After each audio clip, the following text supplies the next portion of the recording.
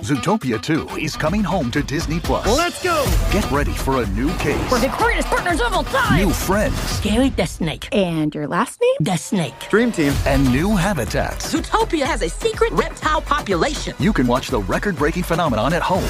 Disney's Zootopia 2, streaming March 11th on Disney+. Rated PG. And right now, you can get Disney Plus and Hulu for just $4.99 a month for 3 months with a special limited time offer. Ends March 24th. After 3 months, plan auto-renews at $12.99 a month. Terms apply. Experience a membership that backs your business journey with American Express Business Platinum. Earn 5 times membership rewards points on flights and prepaid hotels booked on AmexTravel.com. Plus, enjoy a welcome offer of 200,000 points after you spend $20,000 on purchases on the card within your first 3 months of membership. American Express Business Platinum. There's nothing like it. Terms apply. Learn more at americanexpress.com/business-platinum. It's another Q&A edition of Optimal Health Daily, and I'm Dr. Neal, your host of the show. As I always say, I want this to be a space where you can find relevant and good information. Why might I be qualified to give this type of information? In case you're wondering about my credentials and my education, when I'm not here recording these shows, I spend a lot of my time as faculty within the California State University system. I've published peer-reviewed studies and have been interviewed by over 70 different media outlets for my expertise on basically all the stuff I talk about on this podcast. So all of this to say that when I provide my commentary after each episode and answer the questions you send in, I hope you feel as though it's coming from a place of truth. My only intention is to help you feel your best.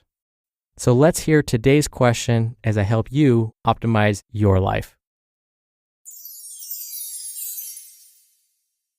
Hi, Dr. Neal. My name is Linda from Wisconsin, and I have a question in the fitness genre.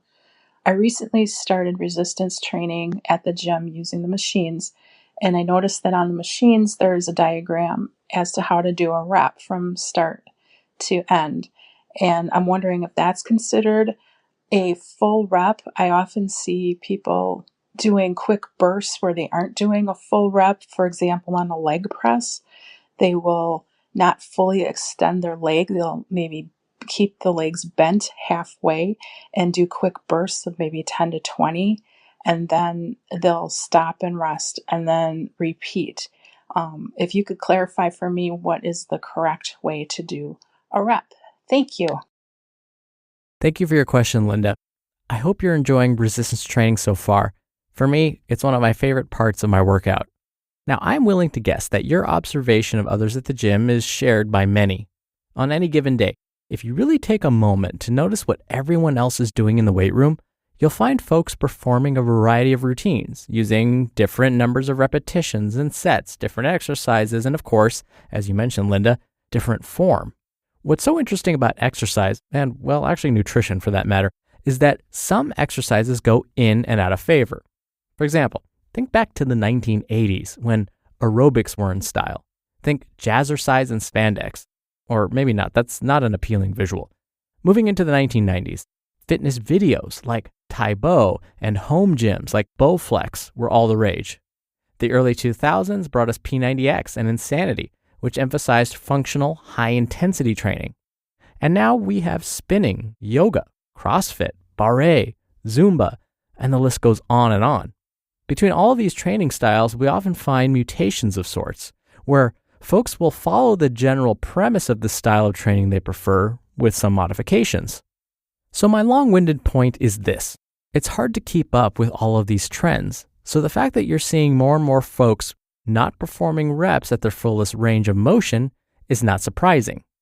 And this is because this has gone in and out of favor since bodybuilding was all the rage back in the 1970s. So trends come and go. And this seems to be a trend that's kind of resurging at the moment. Now, I'll start by saying there may be good reasons why folks only perform partial reps. Sometimes performing a movement through its full range of motion can be painful. For example, when I first trained someone to perform a standing squat just using their body weight, I may not have them perform a deep squat so that their bottom touches the ground before they stand back up. Instead, I may have them stop halfway so that their bottom is parallel to the ground as if they were attempting to sit in a chair. This is because it may be too painful or too much stress on their knees to perform a full deep squat. The same goes for performing bench press or chest presses. I often don't have folks lower the barbell or the dumbbells all the way down to their chests because it may place too much strain on their shoulders and elbows. So partial reps can be a nice way to ensure safety and prevent injury or further damage. But let's say you do have the ability to use your full range of motion without any aches and pains. Would it provide you with similar strength gains?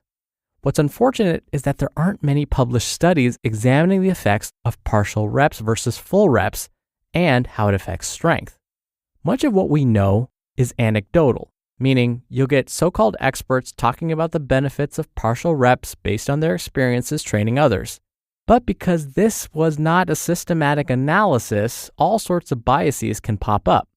Some exercise physiologists believe that performing partial repetitions is ideal because it forces you to engage your muscles through the entire repetition. So for example, when you use the full range of motion, the argument is that you're not engaging your muscles at the very top or very bottom of that movement.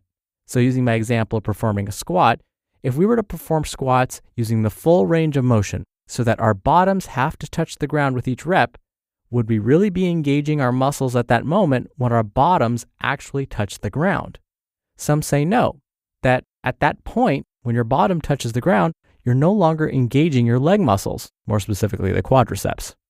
But I will say that this is a bit short-sighted. Performing repetitions through their full range of motion, when it's safe to do so, can potentially prevent injury and promote flexibility. When it comes to whether strength gains are comparable using partial reps as opposed to full reps, again, the data are limited. First, there aren't many published studies, and second, those that have been published used only a few individuals and looked at them just for a short period of time. Add to this the fact that they only examine one or two moves like bench press and squats, for example. They don't necessarily study how it affects shoulder presses or one-arm rows or bicep curls or lat pull-downs or tricep extensions or exercises performed using machines. So we really can't say with any confidence how effective partial reps can be. So what's the bottom line then? If you are willing and able, aim to perform exercises using the full range of motion. If it's uncomfortable to do so, go as far as you can through the range of motion, but stop before you feel discomfort. Then gradually see if the discomfort goes away with time and practice. If it does, increase your range of motion again, but stop when it feels uncomfortable. Really, the key is to concentrate on the work you're doing. Imagine going through that full range of motion and your muscles getting stronger as you perform each rep. Think about how this exercise is going to help you feel your best. This way, you're going to be in tune with your body as you perform every single repetition of every single set to minimize injury, maximize your gains, and help you feel your best. On longer flights, my legs usually aren't feeling too great. I'm sure you know the feeling. They can feel heavy, achy, and completely stiff. Compression socks I've tried in the past were basically plastic bags and super sweaty. But hollow socks are much more comfortable. Their performance compression socks are made from ultra-soft baby alpaca fiber. The graduated compression is snug at the ankle and gently tapers up your leg so everything just feels supported without that suffocating squeeze. They're 3 times more breathable, so no more swamp feet on long flights or 12-hour shifts. You can actually keep them on all day. Plus, they're made in the USA with over 2 million pairs sold. For a limited time, Hollow Socks is having a buy 2, get 2 free sale. Head to hollowsocks.com today to check it out. That's hollowsocks.com for up to 50% off your order. After you purchase, they'll ask you where you heard about them, and you can support our show and tell them we sent you. From athletic stuff like a full court pickup game, swish, to athletic-ish stuff like a half-mile stroll. Get those steps in. Head to Sierra or Sierra.com for the brands you want at the prices that let you do it all. From athletic to athletic-ish, Sierra's got it. Thank you again for the question, Linda. Now, if you want to send your questions in and get a copy of our Optimal Living Daily Workbook for doing so, you can email them to health@oldpodcast.com. That's health@oldpodcast.com. Or if you want your voice played on the show, come by oldpodcast.com/ask. Or you can do it the old-fashioned way and call in your question. The number is 1-61-I-LOVE-OHD. That's 1-614-568-3643. Thank you so much for sending me your questions. Answering them is one of my favorite parts of this show. All right, that's another Q&A edition of Optimal Health Daily. Thank you so much for listening every day and all the way through. I hope you have a great start to your weekend, and I'll see you back here tomorrow where your optimal life awaits.